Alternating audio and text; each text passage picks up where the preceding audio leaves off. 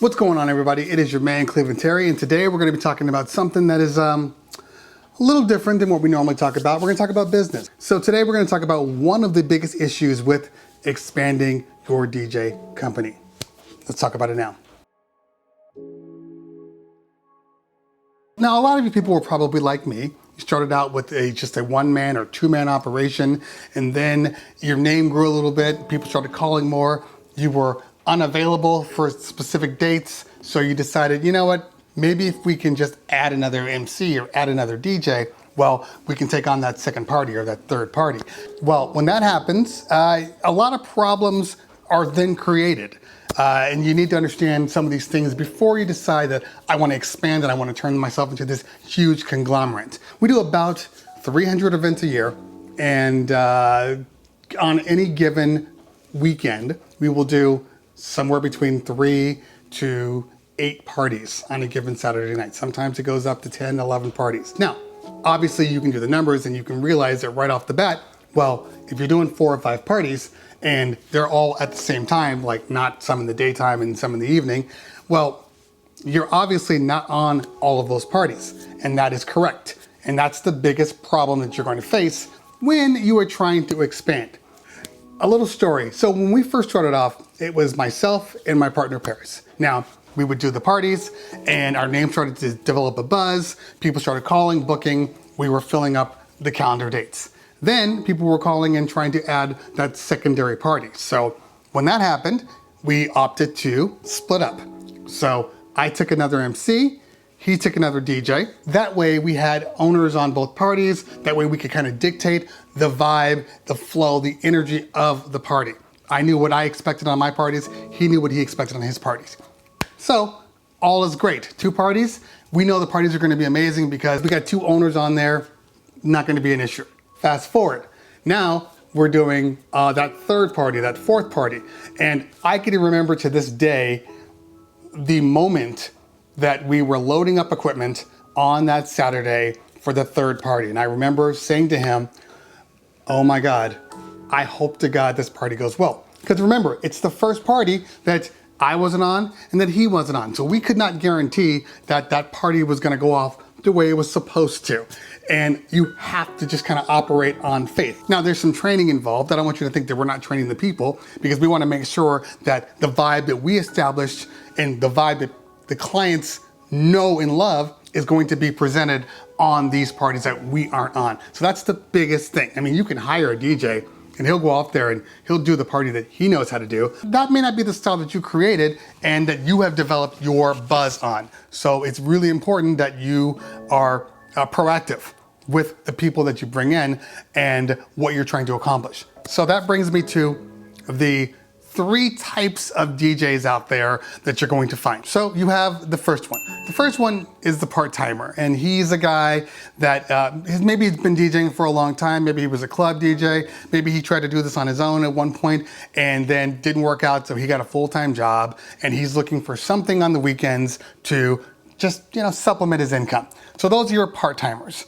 Then you have your guys that are in the business, that they're doing it. They're not doing a lot of parties, but they're trying to grow. They're trying to make a name for themselves. They actually have aspirations of creating their own entity, their own company, and to do things just like you're doing yourself. Then you have your actual professionals like me, like maybe some of you, that are doing this every single weekend, and maybe you're just a little light on a couple of your days and you're trying to backfill that with another gig. So we got these 3 groups here. Now the latter 2, I tend to not work with. So let's just get those out of the way. Now you're gonna say, well, why would you do that? I mean, obviously they're professionals. They know what they're doing. You want to put those in place. Well, yes and no. While you want to get the best possible person in to do the job, from a business perspective, you don't want to give people work that have no intention of doing work for you later, or that have intentions on building their business and making it bigger. Because now you risk them being on an event and they're marketing themselves. They're telling people, oh yeah, I'm available on this date. Just here's my card, call me on this date. And now that client that came to see you is now potentially booking with this other person. It's just, I'm not in the business of giving away business. That's just not my thing. You got to be smart about this. I'm not trying to say that it's not possible to bring people in and that they will do the work for you, or that you have some close personal ties with some of these companies. You don't want to create your own competition within your business. That's just silly. So I tend to stay away from those. Now, of course, every so often, we hit that 11th and 12th party and we need to call in all the people. I will call in some of those people, those one-offs, but I'm not going to give these people that have been doing this for themselves, a platform to grow their business. That's just silly. I'm not going to train them on how I do my business and, the skill sets and the vibe and the energy that we've created, that we've spent time branding as the Check 1 2 style party. I'm not going to give those secrets away to another guy that's going to try to turn around and make a copy of what we do. And trust me, it has happened. We had a guy that was in here. He was working for us for 6 months to a year. All of a sudden, he was starting to dress like us. He was buying equipment. He was literally standing over, hey, what's this? Where'd you get this from? Where'd you get this from? And we're just like, oh, we got this from here. We got this from here. Sure enough, we start seeing on his Instagram pictures of parties that he's done. And all of a sudden I'm looking, I'm like, that sure looks a lot like our style. And everything about it was us. Now, having said that, did he grow and grow big and become bigger than us? No, because there's more to what we do than just looking like us. You can copy us, but there is a intangible that we just possess for our brand. Your style is going to work for you, and it's going to make you authentic, because it's really important to be authentic. Authentic sells a lot more than all your bells and whistles. People gravitate to authenticity. They don't gravitate to all the stuff that you can give them. It's the way you are. It's who you are. That's what wins people over. Now, when bringing in new people, there's a couple of things that you have to realize.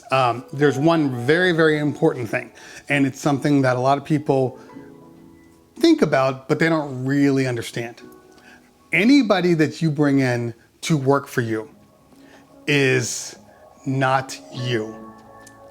They are an employee, but they're never going to be you. And what do I mean by that? I mean that they're never going to go above and beyond like you do for your events. They're never gonna see something that is wrong and then make adjustments or try to fix a problem before it begins, because they don't see business like you see it. They see it as a part-time job. They're there to do a job. You hire me to DJ, I'm gonna get in there, I'm gonna do a good job, and that's it. Oh, you want me to make sure that the catering staff has got the food coming out, or you want me to make sure that I'm reading the crowd properly? Well, yeah, some of that's my job, but my job is to DJ. That's why I'm here. My only job here is to DJ. So you're gonna get people that won't want to extend themselves more than your pay grade, okay?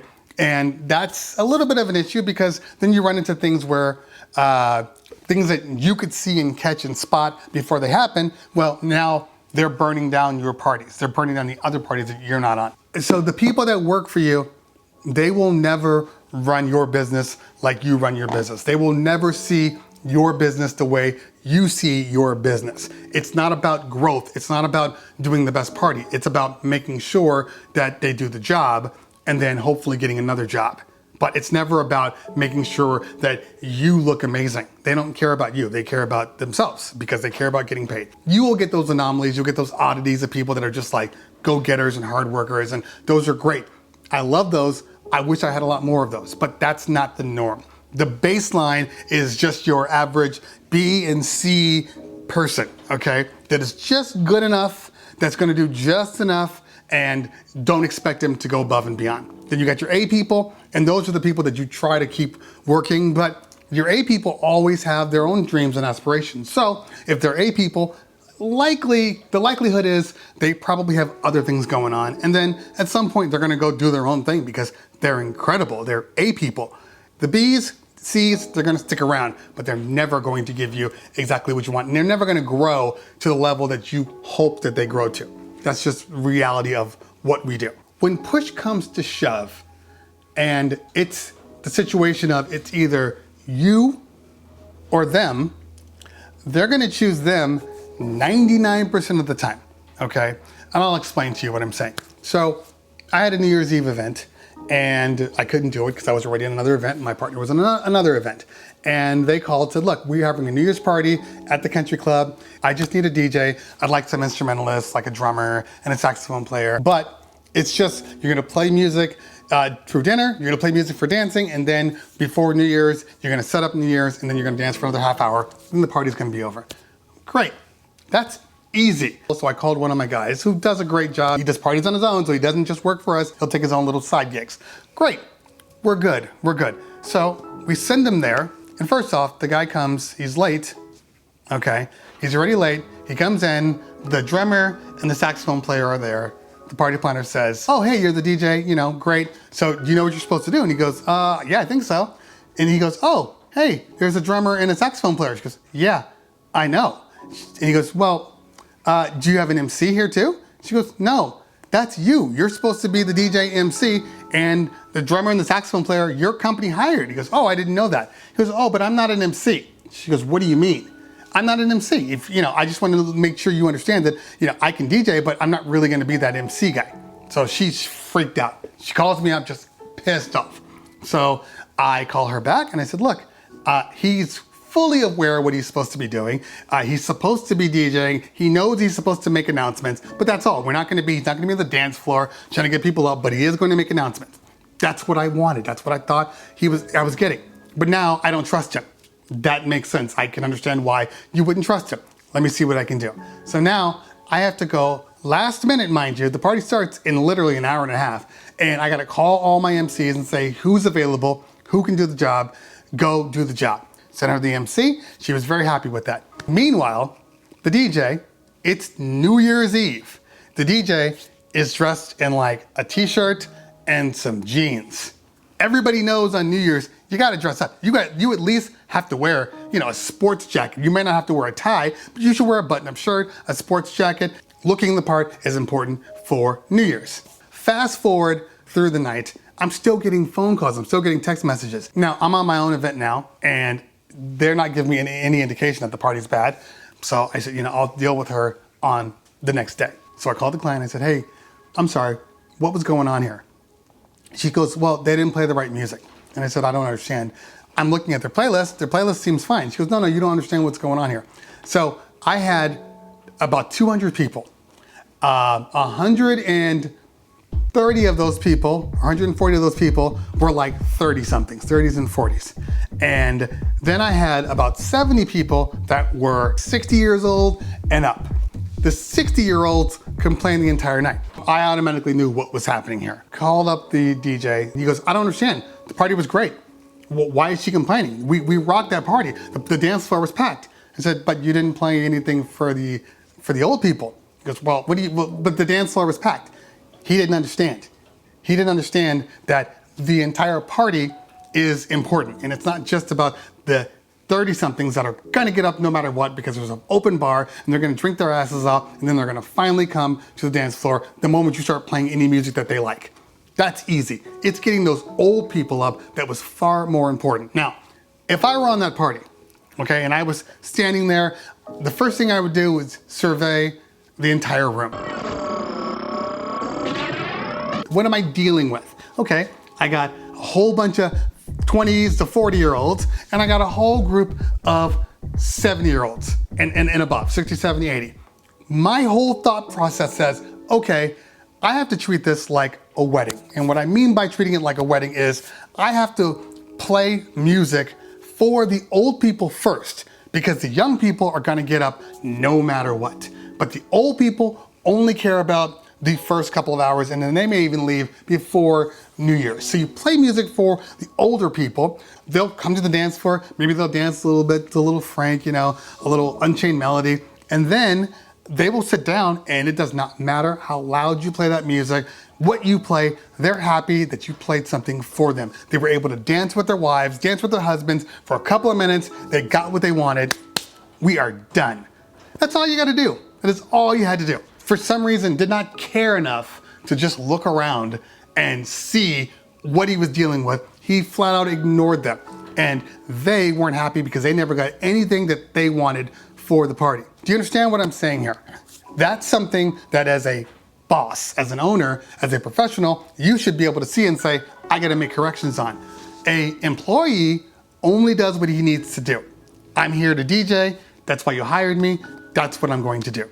So expanding your business can be complicated. I mean, you don't want to bring in that professional that's going to take gigs from you. You don't want to bring in that midline guy that maybe wants to start his own company and is just taking all of your little tricks and habits away. And then you have the new guy that is just going to do just enough. But no matter what, all employees are going to do just enough. Now, if you find that person that's doing A class work and not B, C class work, you want to keep them on and you want to pay them accordingly. And if you have to pay them a little more than you pay other people because you know they're gonna do a good job, pay them more. It's more important to pay them more and to keep them not wanting to go off on their own because this is easy money, I can do it, I enjoy doing it, than paying somebody just crap and they're like, well, I don't wanna work for you anyway because you don't pay shit and I might as well go off on my own because I can make more money on this doing it by myself. So I don't have a solution because I'm dealing with this myself right now. I mean, anytime you're dealing with a company, you have turnover. And now we're dealing with people that are at the tail end of the business, like wanting to do it anymore. And you got your new people that are really excited. So you have to manage that tail end with the new people to get them to balance and then make sure. But those tail end people may be causing more problems for your business than they are worth. And sometimes you have to just let those tail people go because they're done. They don't really want to do it anymore, but they like the paycheck. In a situation that I'm dealing with right now, where you have turnover, you end up having to work more. And I've had to work a lot more. I've been doing a lot more events, which is why I haven't been doing videos, because I've been doing a lot more events. I've been working, 12 to 13 hour days, Monday through Friday, and then I work, Friday night, Saturday, Sunday, and it's just nonstop. But as a business owner, I know that this is what I need to do to make sure that my business lasts, to make sure my business is what I expect of it and what the client expects of it. So you have to realize that these things go hand in hand with running a business. You want that flexibility of owning your business, then you might have to work 70 hours one week and then you work 20 hours the next week. It's all the same and it balances out, and it's important that you know that running a business is not just as easy as, oh, hey, I'm a businessman now. Great, I know tons of businessmen that are not successful because businesses fail because people don't have the drive. They don't do what it takes to keep running that business. They want that status of being the business owner, but they don't want that grind that it takes to be that status. Once they get to that status, they don't want to go back down because it's beneath them now. But you still have to do the grind. The work is always going to be there as a business owner. It's never going to stop because things are constantly changing. I mean, there's new legislation right now that is just throwing a whole monkey wrench in what we do. That's another video that I'll talk about. But it's just running a business is not easy. So you might do some parties and maybe you don't turn into that 300 person party. Maybe you're only doing 50, every year. But hey, somebody is booking you, somebody thinks that you're quality, so you have to take all of those little steps, all of those little things as success points, okay? Those are acknowledgements that what you're doing is right. So you just have to keep building on that. Nothing that we've done was built in a year. Okay? Our first year, we did 30 parties. Then the next year, we did 60 parties. And it went up from there and there and there. So that's how it works in business. That's how it works in anything you're gonna do. You wanna be a better DJ? It takes time. It takes time. You gotta work at it. You gotta keep working at it until you get to that level that you hope to be. And then even when you get to that level, you're never gonna be that level that you want because you're gonna get to that level, then you're gonna see somebody else that's better than you, and you're gonna realize, I gotta work even harder to get above that level. It never stops. That's why it's a grind. It never stops. And if you ever come to a point where you are satisfied with where you are, you've already failed.